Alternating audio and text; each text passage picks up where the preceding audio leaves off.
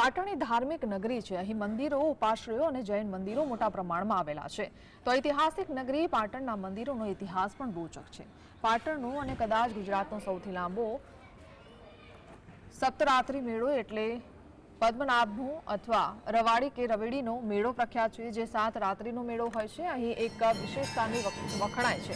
અહીં જે ભગવાનની પૂજા આરતી થાય છે તે કોઈ મૂર્તિ કે ફોટો નહીં, પરંતુ માટીના ટીંબાની ભગવાન સ્વરૂપે પૂજા થાય છે।